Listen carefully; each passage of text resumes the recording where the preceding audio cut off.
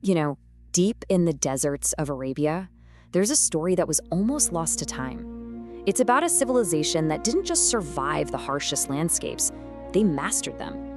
They built an incredible empire based on sheer ingenuity, and then they just kind of vanished.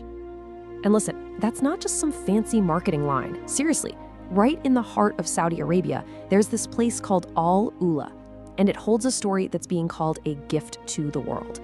Why? Because for the longest time, it's been a story that's gone almost completely untold. So right now, there's this massive national project called Vision 2030, and it's pouring a ton of resources into this valley. The goal is to turn it into a world-class cultural destination. We're talking mind-bending architecture, sustainable tourism, the whole shebang, putting it right on the global stage. But that begs a huge question, right? Why here? I mean, out of all the places in this enormous kingdom, why focus everything on this one remote desert valley? What's the secret? What in the world is buried under all that sand that makes it so special? Well, the answer lies with a truly remarkable people who built an empire not with swords, but with brains and resourcefulness. Let's talk about the Nabataeans. Okay, so when I say Nabataeans, you're probably thinking of one place, Petra, right? Their incredible, famous capital in Jordan. But here's the thing most people have no idea about. They had a second city, a southern capital that was every bit as important. It was called Hegra, and it's right here in Al Ula. For centuries, it was basically the forgotten sister city. But get this, its tombs are some of the most breathtakingly preserved on the entire planet. So who were these guys?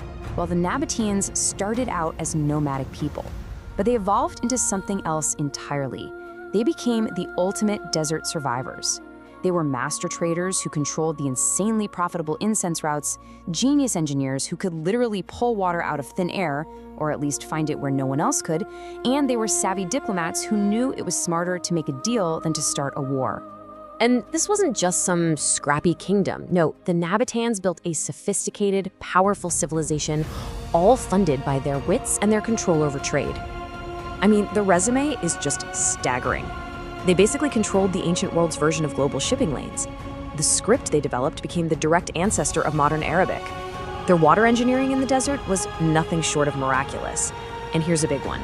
They built a society that was surprisingly progressive for its time, a place where women could own their own property and even commission their own massive, beautiful tombs. And they were just so clever. There's this one amazing story about a Nabataean guide, a guy named Silius. A whole Roman legion shows up, ready to invade. Does he fight them? Nope. He offers to be their guide. And then he proceeds to lead them on this long, winding path through the absolute middle of nowhere with no water until they're completely exhausted and have to give up. I mean, that's a classic Nabataean move right there. And you know, we can actually meet some of these people, in a way. This is Hinat. Her skeleton was found in one of the tombs at Hegra. And using forensic science, archaeologists were able to bring her face back to life. And the inscription on her tomb, it's incredible. It says that she, Hinat, paid for and built this tomb for herself and for her family. This discovery has this really powerful modern connection. As one Saudi archaeologist, Munira al-Mushawa, put it, finding a figure like Hina, this woman of independent means and authority from 2,000 years ago, is just incredibly inspiring for women in Saudi Arabia today. So the story of the Nabataeans isn't just something you read about in dusty old books. It's being rediscovered right now, literally carved into the rock of the Aula Valley. And the timeline of this place is just immense. We're talking evidence of people here all the way back to 2000 BC. But the real golden age for Hegra was under the Nabataeans, right up until it was peacefully absorbed into the Roman Empire. But then, around the 5th century AD, it just falls off the map. It vanishes from the history books. So for a long time, archaeologists had this nagging question. We knew the Nabataeans got super wealthy from trade, buying and selling stuff from all over the known world. But were they just middlemen, or were they actually making things themselves? Did they have their own skilled artisans? Well, a big clue came from a little mystery they found in the dust. While digging in Hegra, researchers kept finding these really beautiful, super thin pottery bowls. And they all had this very specific painted pattern, these little groups of 2 parallel red lines. The weird part? You couldn't find this style anywhere else, not even in their own capital city of Petra. So, to crack the case, scientists ran a chemical analysis on the clay itself, and the results were crystal clear. The bowls had a totally unique chemical signature, which proved they were made right there, locally, from Hegra's own clay. So this wasn't just pottery, it was evidence. Evidence that skilled potters had actually moved from the capital, bringing their amazing craft with them to set up a brand new local industry. We also get these incredible little windows into their spiritual lives from the inscriptions. They often mention a ritual called the Zal ceremony. We don't know exactly what it was, but we see people recording things like dedicating this ceremony, or the 2 ceremonies, or even 3 ceremonies, which shows this really personal and well-documented system of belief.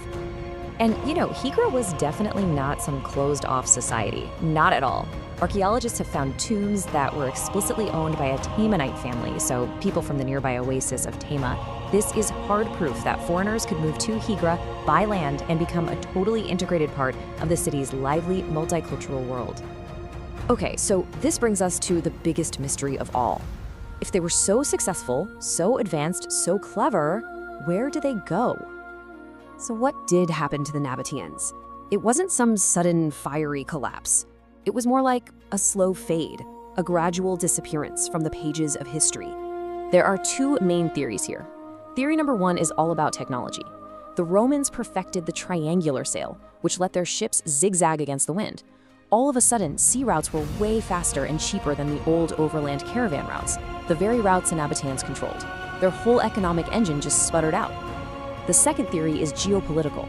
You had the rising Roman and Persian empires constantly fighting, and that conflict spilled over, making the land routes dangerous and unreliable. So people likely just abandoned the big cities like Hegra and went back to a nomadic life to stay safe out in the desert. And that brings us right back to where we started. The civilization that faded away is now the very inspiration for a bold new future. Today, in that same valley, you can find the Maria Concert Hall. It's the largest mirrored building on Earth. And its designers said they wanted it to reflect the landscape, to forge a connection between human heritage and the natural world. It's such a powerful symbol, right? A futuristic marvel that doesn't try to dominate the landscape, but instead reflects the timeless beauty and the deep, deep history of Alula. The Nabataeans might have vanished, but their legacy is being reborn. And as this ancient valley takes a giant leap into the future, it really makes you wonder, what other secrets are still out there, waiting to be discovered, just beneath the sand?